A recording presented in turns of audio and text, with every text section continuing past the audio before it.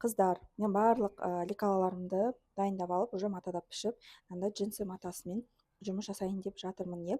В идеале біздің корсетімізге формасын ұстау үшін міндетті түрде дублерин жабыстыруымыз керек. Мысалы, мына джинсы матасы бізде өте қалың мата и өзінің формасын ұстайтындықтан мен бұл джинсыға дублерин жабыстырмаймын деп шештім.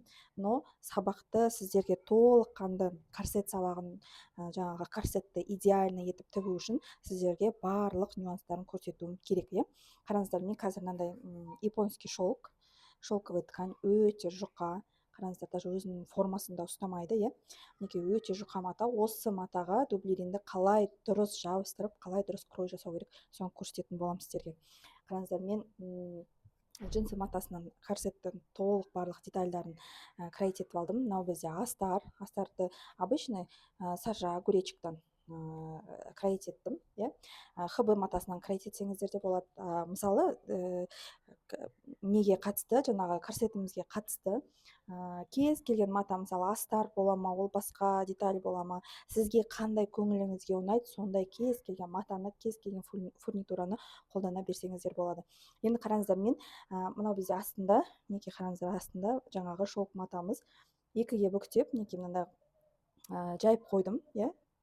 Мынау бізде лекаланың орнына жаңағы өзімнің крой жасап алған джинсовый корсеттің детальдарын қойып қойдым, сіздерге көрсету анық болсын деп. Қараңыздар, енді мына жерде мінекей екі бүктелгенде матамыздың расходы, міне мына жақта несі бүктелген жағы, расходын қалай есептейсіздер? Осылайынан лекалаларыңызды матаңызға толық қойып аласыздар. Содан кейін осы расстояниені өлшеп дублериніңізді дайындап аласыздар, қиып. Қараңыздар, мінекей мен қиып алдым. Мен дублеринім матаның енінен сәл ұзындау екен, но ничего страшного. Мінекей қараңыздар, мына жерде мына деталіміз сәл шығып тұр, ол мінекей былайынан кіреді. Мына жерде сәл шығып тұр, и мына деталь шығып тұр. Оны дополнительно кішкене ғана кусок қиып жабыстырып жіберуге болады. Не обязательно мынаның ұзындығымен мына жақты полный расход жасаудың қажеті жоқ. Осы детальға болады дублеринді қалың жалпақ етіп кесудің де қажеті жоқ. Дәл осылай кесіп, ең бірінші матаға дублеринімізді жабыстырып аламыз. Дублеринді жабыстырып аламыз, содан кейін барып сіз жаңағы дайындалған лекалаңызды алып, осы дублерин жабысқан основной матаңызға былайынан қойып, крой жұмыстарына кірісесіз.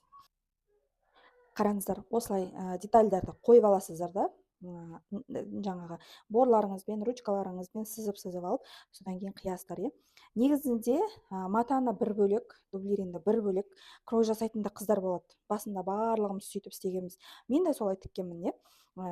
Деталімді отдельно, дублеринімді отдельно кроить етіп алып, содан кейін барып мынаның үстіне дублеринін қойып, содан кейін үтіктеп жабыстыратын едім. Но в идеале, егер де бұйымыңыз качественно, красиво, дорого, богато көрінсін десеңіздер, ең бірінші дублеринді матаға жабыстырып аласыздар, содан кейін барып детальдарды қиюға, кесуге дайын кірісесіздер. Өйткені қараңыздар, мына матада бізде былай кетуі мүмкін. Дублеринді жабыстырмай тұрып, осылай қиып алып, содан кейін үстіне дублерин жеке қиып жабыстырса да болады. Но бізде мына шелковый мата өте анандай ойнамалы мата болғандықтан, бұны қараңыздар, бүйтіп қойған күннің өзінде бұл бүйтіп қисайып кетуі мүмкін деген сияқты, былайынан созылып кетуі мүмкін. Сол себепті де ең бірінші дублеринді жабыстырып алып барып, детальдарды крой жасау керек. Тігілу принцип бірдей, қандай мата болмасын, қандай матадан тігесіз, ол не важно.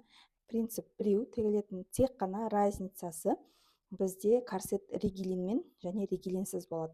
Ригелинмен сіз жаңағыдай косточка саласыз, әр тігісіне косточка саласыз, сол кезде мына детальдардың барлығы өзінің формасын әдемі етіп ұстап тұрады. Ал енді ригелинсіз тіксеңіз, ол уже обычный киім сияқты, уже по фигуре өзі фигураңыз қандай мүсінде, сол фигураның силуетін алып тұратын корсет болады. Ригелин бізде екі түрлі болады.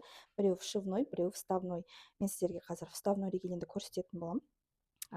Сізде енді өз тұрғылықты жеріңізде қандай ригелин бар, не болмаса ригелинсіз тігіп көрсеңіз болады. Егер ригелиннің вставной болса, вставноймен, вшивной болса, вшивноймен. Вшивной деген жаңағы мына детальдарды бір-біріне біріктіріп тіккен кезде қосып тігіп жіберетін ригелин. Ал вставной деген сіз, яғни мына тігістерді бірінші тігіс жасайсыз, содан кейін сол ригелинді өткізетін жеке тігісін тағы да жасайсыз. Осымен лекаламен, детальдармен жұмыс аяқталды. Ендігі кезекте тігу процесіне кірісеміз. Қыздар, ригелиндарды жеке-жеке көрсетіп өтейін дедім сіздерге. Қараңыздар.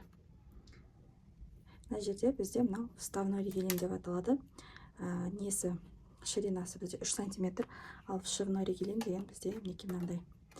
Мына уже бір корсетке тігіліп, қайтадан нетілген. Қараңыздар, іште сөгілген жіптері бар, иә. Қайта қолдануға болады негізінде, но желательно новый қылдырып қолдану дұрыс. Қазір мен жұмыс барысында осылармен қалай жұмыс жасау керек екенін көрсететін боламын. Негізінде бізге қажетті ригелин осы, қыздар.